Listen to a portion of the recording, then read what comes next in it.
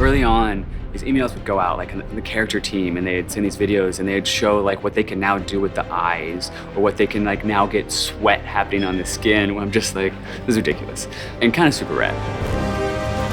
Hey, brother! Watch out! To see what Uncharted on a next-gen console is going to look like, that was a question we just had to find out for ourselves. I think the biggest design thing that came out of the new hardware was literally just the bigger spaces. We have bigger levels than we've ever had before. Maybe 10 times the size, at least, of explorable space. The challenge for us is, and the thing that's been super hard, is like, how do we give you more choices and make the pacing feel just as intense as when things have been more linear for us? It does introduce challenges as far as telling a very specific story. Well, you still have point A to point B, you just have different branches now to get there. So you've got 3 or 4 different ways to get there, but you still have to get there. Now, the complexity comes in that every one of those ways has to be thought out and well designed. And we were able to kind of stick by kind of a core tenet of, I think, of what Naughty Dog's art is all about, which is this handcrafted, this very hand-placed, this very, very directed, every step along the way, kind of composition of art. We let you have a lot of choices, but it's like, it's moving forward at a very fast pace. Cut right! Wait, don't worry, I got this! I don't got this! We've been able to make the world so much bigger than we've ever been able to make before, and then also, at the same time, improve the detail of any one area. So we've increased the density of detail and the size of the world all at the same time. So with larger worlds comes larger possibilities, and larger possibilities usually mean more detail.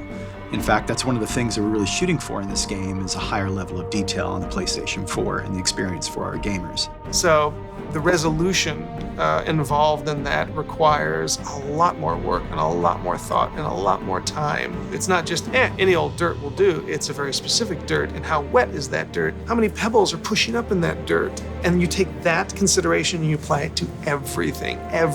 One of the things that I think improved the most from Uncharted 3 to Uncharted 4 is texture resolution. Bigger texture means more detail. The new hardware just allows us to achieve what we've been trying to achieve the whole time, and that's just believability and complexity.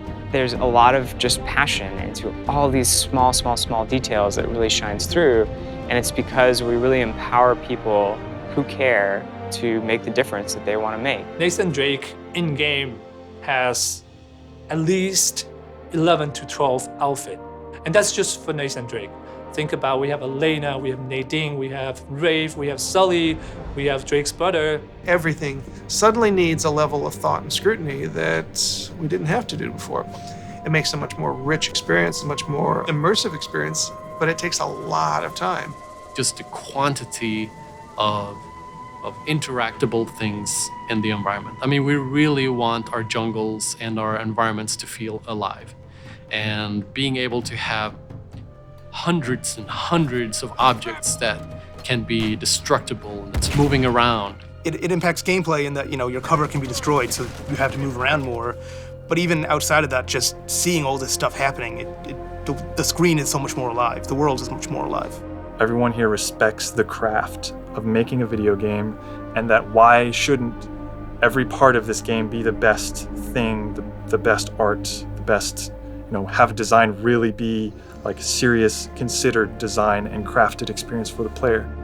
And once that kind of gets into the DNA, it kind of takes over everything. And everybody from the very top to the very bottom, we do have a structure. We're flatter than a lot of places, but we do have a structure. But everybody listens to everybody. And if somebody has a fantastic idea, they're encouraged to just shout it out and people will listen. That feedback, it's welcome and it's encouraged, and we want that because that kind of format is ultimately going to challenge all of us and challenge everybody to say, like, can we do better? What's most important is when you stand back and you look at the whole, and when you're running through the level, and you're experiencing and playing through the gameplay. The environments, the characters, the art, it's all there to just support the experience. It shouldn't stand out as the experience. Hop on!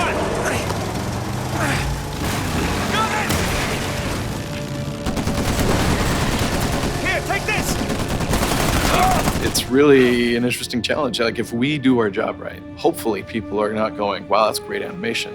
They're just engrossed and they're believing it. I think we lost him. Hey, Nate, we can never, ever come back to this city. Add it to the list. The biggest change we've had in Uncharted 4 would be the use of the head cams and the facial markings, facial animation. For the first 3 games, this has always been hand animated. Now we're in a unique situation that we're now capturing those actors' faces and we're getting all the great details that brings in, and then we inject the look and feel that we've come to expect from the characters that we know. Every animator that we hire at Naughty Dog has to be really good with working with motion capture, because a lot of their job will be doing that. But they also have to be a really, really good animator, because when we do need to animate something that we can't capture, it has to look exactly like something that we captured. Yeah, can I help you? Yeah, I'm looking for my little brother. Sam? It's good to see you again, Nathan. God, Sam. Oh, all right. Take it easy, take it easy. Last gen, you'd actually get a black frame between gameplay and cutscene, which would mean it kind of takes you out of the experience. It's a little tell. Okay, now it's just I'm watching something. So that's been a huge thing that the PlayStation 4 has allowed us to do, that all of our cutscenes are now in-game. What it boils down to is blurring the line between when do we kind of make this a pure cinematic moment that you just sit back and enjoy, versus actually saying, no, we need you right now, do your thing. People don't only want to watch passively a story, they want to be able to participate in it. I think the focus, as always, is what serves the story. And traditionally, and this isn't any different, we try to keep as much of the big action in the hands of the player. So it's not something that you finish something in the game and then get to watch. It's something you get to experience. You reach that point yourself. What we're trying to do is make them richer, make them more playable, give the player more options within those set pieces. So to have like a really interesting combat encounter with a lot of different options and a lot going on within a set piece that's falling apart all around you. The gameplay, the environment, the music, everything is coming together to make you as the player feel like you're Nathan Drake and to feel like you're on this grand adventure.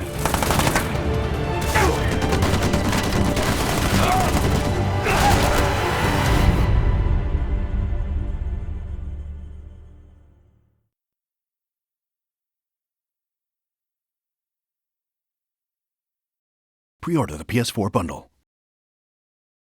PlayStation